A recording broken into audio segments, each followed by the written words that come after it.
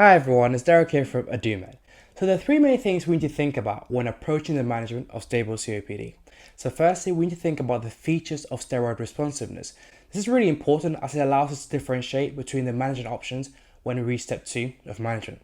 Secondly, we need to think about the indications for prophylactic antibiotics. And lastly, we need to think about the criteria for long-term oxygen therapy. So we'll cover all of this and more in today's video. So with that said, let's dive straight in. So let's look at the stepwise management of stable COPD. Looking at step 1, this includes the use of a short-acting beta agonist or a short-acting muscarinic antagonist. Now, if there is still ongoing shortness of breath or exacerbations, then the next drug used in management really depends on whether the patient has features of steroid responsiveness.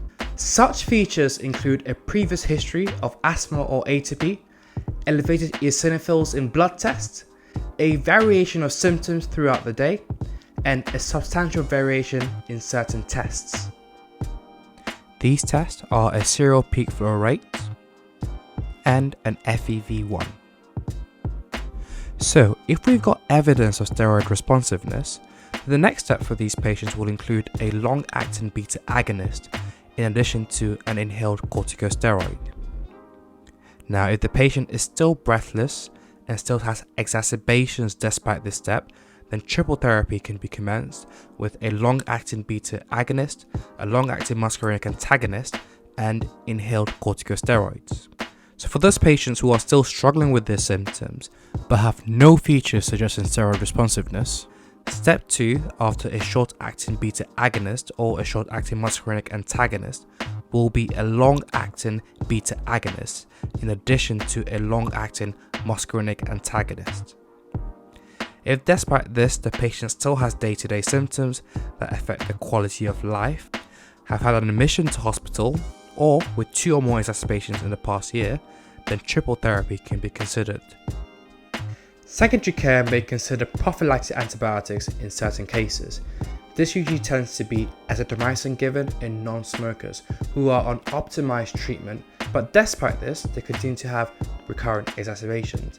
Now, as GPs in the communities will be continuing the prescription of this medication, therefore it's important to understand the workup before a patient commences on it.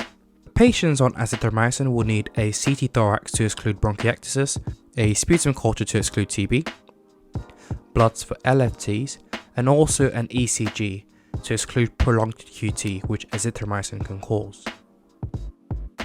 When thinking about factors that improve survival in these patients, smoking cessation has been shown to be the single most important intervention in patients that are still smoking. Long-term oxygen therapy also improves survival, but in patients who fit certain criteria. This is supplied via an oxygen concentrator and given for 15 hours of the day. Patients should not be smoking if this is to be commenced.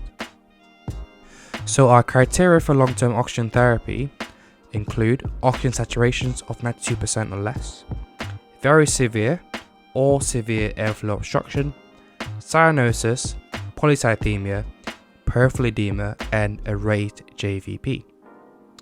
So to gain a more thorough understanding of some background of this chronic condition and the approach to investigating it, make sure to check out one of our previous videos which covers all of this and more. Thanks for watching today's video. Please don't forget to like and subscribe if you found it helpful.